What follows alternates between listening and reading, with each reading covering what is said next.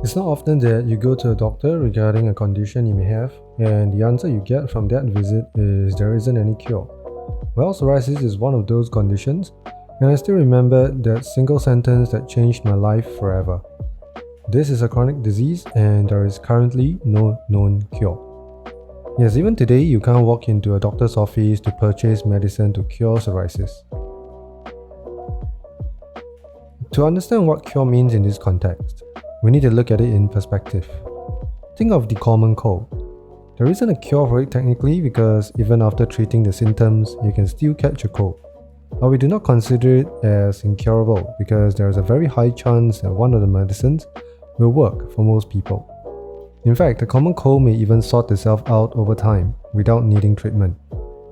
And even if you did catch a cold again, you can treat it repeatedly with a high rate of success using the same treatment options as others. We all have probably caught a cold multiple times in our lives, but we don't spend the majority of our lifetime with a cold. That isn't the case with psoriasis. Usually when you're diagnosed, apart from discussions of possible treatment plans, they let you know upfront that there isn't a cure for it, that these treatments are merely remedies to control the symptoms, which are the redness and the scales that you see. You are conditioned to not only prepare for, but to expect relapse and remission cycles. Psoriasis is a chronic condition, meaning long-term or constantly recurring. I've had it for over 20 years and only achieved remission 3 times. I spent a large portion of my life covered in scales to some extent. So why isn't there a cure for psoriasis? The simple answer is nobody is certain what exactly causes it, so a cure cannot be developed for it. There are different fields of thought when it comes to psoriasis. On one hand, it is commonly described as an autoimmune disease, where an overactive immune system attacks itself accidentally, causing normal and healthy skin cells to die at an accelerated rate, creating the redness and scales that often define psoriasis. On the other hand, some may believe that psoriasis is linked to gut health or leaky gut syndrome, where the lining of your intestines are unable to filter out toxins and bacteria, which may cause the symptoms of psoriasis to occur. So by treating your gut, you can in turn treat psoriasis. There are also people who are convinced that diets are the root cause for psoriasis, and many have reported a significant improvement in their skin by going on specific diets, such as vegan or carnivore, and cutting out commonly identified food triggers such as alcohol, nightshades, and gluten. Regardless of which field of thought you subscribe to, they all have the same common understanding. You may be able to improve your psoriasis by doing certain things or following certain steps, but to cure it completely, maybe not, because most cures for psoriasis are in fact remedies, where they provide temporary relief to the symptoms. We need to accept that psoriasis is about the management of the symptoms and not curing it completely. For instance, we might be able to make our psoriasis go into remission with phototherapy, but it can still come back eventually, and the same treatment might lose effectiveness even though it worked the first time round. We also need to understand that psoriasis is an unpredictable condition and different for everyone. Reactions to treatment or even diets are highly dependent on the individual. It is more than likely that you will spend your lifetime trying different treatment options in hope of finding the ones that will work for you. If you have recently been diagnosed with psoriasis, I'm very sorry to hear that, but welcome to the club. Even though I've been talking about treatments and trying to make our psoriasis better, there is also the possibility of it getting worse over time. Each of my remissions are followed by a relapse that is much worse than before. My most recent flare-up spread to area where I've never had psoriasis before, and the coverage was much wider. In the beginning, you may find that your psoriasis spreads to different areas now and then before settling down. Mine started from the scalp and eventually spread to my body and legs.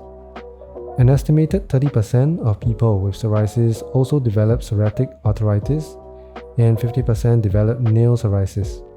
So when you go to a doctor, it is common for them to examine your fingers and ask if you have experienced joint pains. Voice this out if you have. They may not be linked, but it doesn't hurt to raise your concerns. While many who are diagnosed with psoriasis can expect their skin to remain the same for a long time, some people may go through cycles of remissions. This is where your psoriasis completely goes away for a period of time, and is what everyone who goes for treatment aims for. The length of remissions are different each time, and some may experience longer periods of it. My own remissions have lasted between a year to 2.5 years. There are multiple lines of defense for psoriasis. The first line, and the most common, are the use of topical medications such as steroids. Proper usage and breaks when using these are important to minimize the risk of developing withdrawal symptoms when you eventually stop. When you're on topical medication, you may also be prescribed phototherapy if your psoriasis is considered moderate to severe. This uses UV light to treat your condition. It requires more time planning as it needs 2 to 3 sessions per week and 20 to 30 sessions in total. Systemic treatments which target the entire body may also be prescribed should the first line of defense fail. These are oral medications such as acitretin, methotrexate, or cyclosporine. Acitretin is a retinoid derived from vitamin A, whereas the other two are immunosuppressants which work by suppressing a certain part of your immune system. The most costly of all treatments are biologics. These are injections which you need to take, often administered by yourself.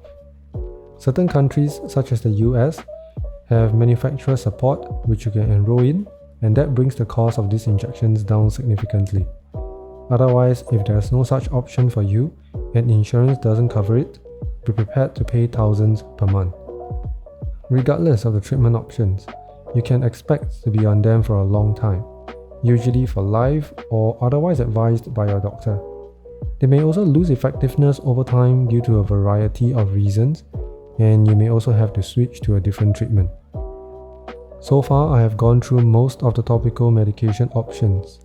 I've also gone through phototherapy, acitretin, and lastly, cyclosporine. I've yet to go on biologic due to the cost. If treatments are too expensive, there are certain natural ways you can try to heal psoriasis, but take note that these have no scientific proof and may not work. Sometimes treatment do not work for us. We need to continually test out other options until we find one that does. It can also take time for the effects of treatment to be seen. For example, when I was on phototherapy treatment, it took months to see changes, and certain areas of my legs were still not responding at all. My recent cyclosporine treatment took about a month to see big improvements, so give it time. I understand the stress you feel when you see that nothing is working. It is unfortunately a part of having psoriasis. You can try to take your mind off it by doing something else. I find that thinking about it less can often make it easier. Stress is a common trigger to psoriasis, so trying to keep it low is crucial for the long term. If you are feeling depressed over all of this, it is important to reach out to someone to talk about it. Depression is a common problem among people with psoriasis, as the mental strain can be overwhelming. Take care of yourself, and if you need some inspiration, feel free to check out my psoriasis journey from remission to flare-up and back into remission again. Hopefully, it gives you something to look forward to.